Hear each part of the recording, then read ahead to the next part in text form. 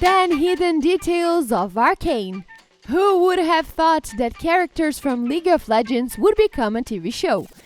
Even if you're not a player of the game, you will definitely enjoy this show. However, if you haven't seen it yet, we warn you that this video contains some spoilers. Said that we are going to show you some of the many Easter eggs and hidden details in the show that many of you didn't notice. Rivers and Mighty Towers.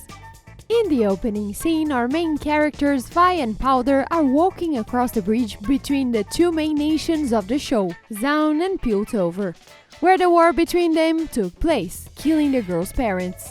In this scene, there is a song that's being hummed, which is called Dear Friend Across the River.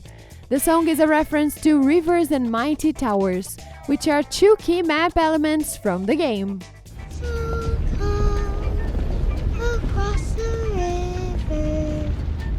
Benzo's shop. There are many little details hidden in Benzo's store. In the scene where the little man, who is also known as Echo, is first introduced, we see him fixing a clock, which is a hint to his character in the game, who has everything to do with time. On episode 7, when Echo fights Jinx on the bridge, the beginning of their fight is played out and then it gets rewinded, showing how his ultimate ability works in the game, where he can go 4 seconds back in time. The object Benzo is examining is actually an old now non-existent item called Heart of Gold. Oddly enough, he's gone not much longer after this scene. At the back of Benzo's shop, there is an obvious reference to one of the most common items in the game, Rabadon's Death Cap.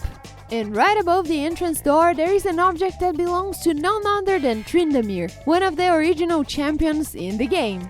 In the sequence when the Enforcers come into the Benzo's shop, Echo tries to listen to their conversation and spy through a camera installed inside one of the 3 masks, to which resembles 2 items from the game Leandris Torment and Hunting Guys. Jaice's Hammer. The place our favorite gang breaks into belongs to Jaice, who we meet in episode 2 while Powder is searching for important objects. She comes across a sandwich and can't help herself. While she reaches to get a snack, did you notice the Easter egg? On the table are blueprints to Jace's iconic hammer from the game, and the same one that we later see burst out in that epic fight with Vi in episode 8. Runeterra Incognium.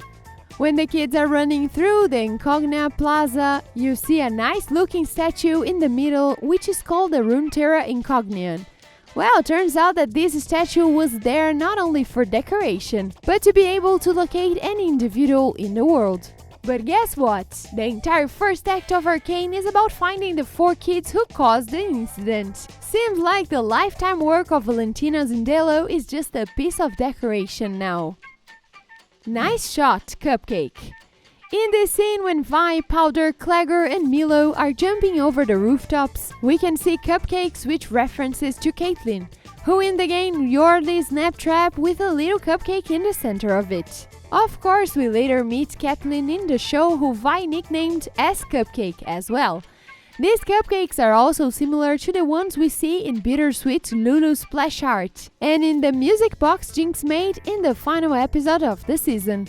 And last but not last, Cupcake reference in the game. If Vi survives a shot from Caitlyn's ultimate abilities, she shouts, "Nice shot, Cupcake!" Teemo references. The first reference to everyone's most loved mushroom contains sarcasm. Is when Powder runs away from the fight with Deckard and his goons. There is a picture of a mushroom on the wall, which is of course a reference to Devil Champion Teemo. Teemo was one of the original 17 champions of the game, and his ultimately ability to place invisible mushrooms all across the map makes him one of the most annoying champions to play against. But this is not the only Teemo reference we see in Arcane. We can see it on the lanes when the kids are heading home, while Powder plays some arcade game with Teemo on it, in the book in Marcus's daughter's womb, and last on the wall of the Firelight's base. Fish bones. In the following scenes after Benzo's place, Jinx is adjusting her gadgets, and we can get a shot of her pillows in which one of them looked very similar to a rocket launcher from the game Fishbones. Don't you think? Singed. At the end of the episode 1, we finally meet our main villain Silco. Seems like he's having a conversation with a scientist who does not have a name at first. Although if you watch this show with closed captions, you will find out that this scientist is none other than Singed, another character from the game. Vi's real name. Vi's name had never been formally announced before Arcane's release.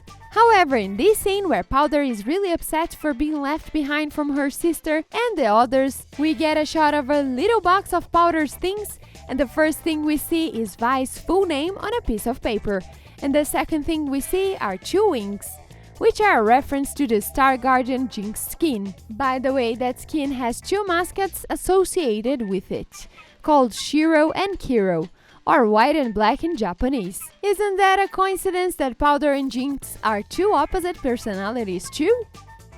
Powder's dark side. At the end of episode 3, after Vi leaves Powder behind, the little girls find Console in Silco's arms, and I guess that's when she officially becomes Jinx. After being called so by her sister, you get a shot that highlights her eye as they turn from grey to purple, foreshadowing episode 8 where Jinx is infused with Shimmer after she barely survived in the battle on the bridge with Echo. And that's all for today. What did you think of season 1 of Arcane? Let us know in the comments below.